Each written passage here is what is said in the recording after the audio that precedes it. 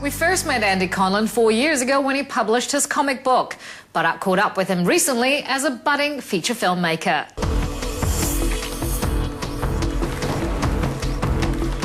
Will Ronnie Roman escape the horror of the coffin? Welcome to the world of illusions. It's all part of the drama in the film The Last Magic Show, featuring Andy Conlon playing the lead character Ronnie Roman, an out-of-work escape artist who believes he possesses real magical powers. He used to be an up-and-coming magician on the stage, and his assistant was also his childhood sweetheart. And he finds her in bed with another magician who's much more successful than he is.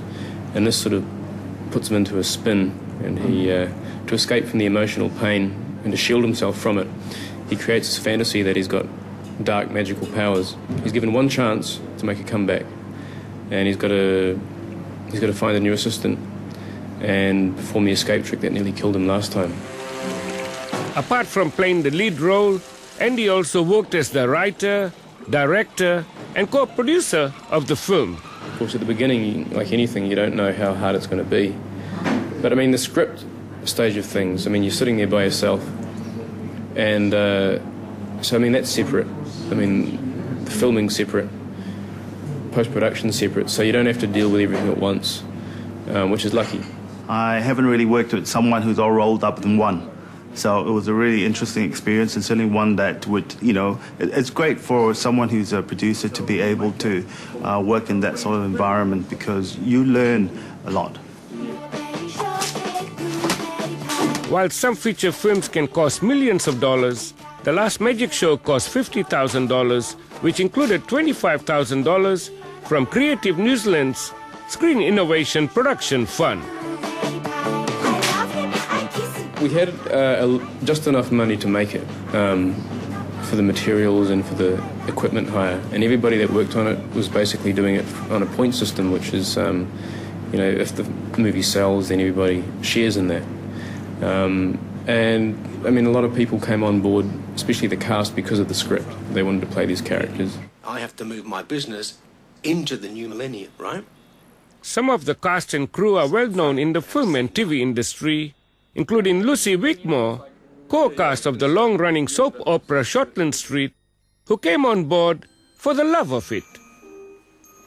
It was really nice to work on a feature that was kind of a character that was a little bit outside the square, outside my perhaps normal casting range. It's really nice to play somebody that you've got a little bit more free rein to play with. They came in because they believed and they wanted to help, and that's the nature of our film and TV industry. People do work because they want to help each other. The film was shot on locations around Auckland, but there aren't any particular New Zealand elements in the story. We basically created a fairy tale version of Auckland that doesn't really exist, but obviously it does, so we had to sort of just kind of sweeten it a little bit, or darken it in places.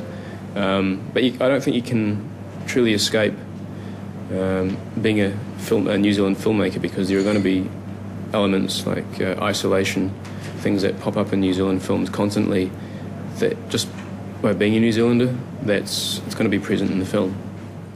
That was quite a shot you gave, Mr. Peters. While the film has many dramatic and dark moments, the first and foremost thing Andy wants is the audience to be entertained. Ronnie Roman! You know, we've got the whole magic show, we've got some entertaining scenes where Ronnie's doing his magic in quite unusual ways. It deals with morality. It's an allegory for emotional escape from whatever demons we're trying to run away from. The Last Magic Show is currently showing at Rialto cinemas around the country. Check out your local newspaper for details.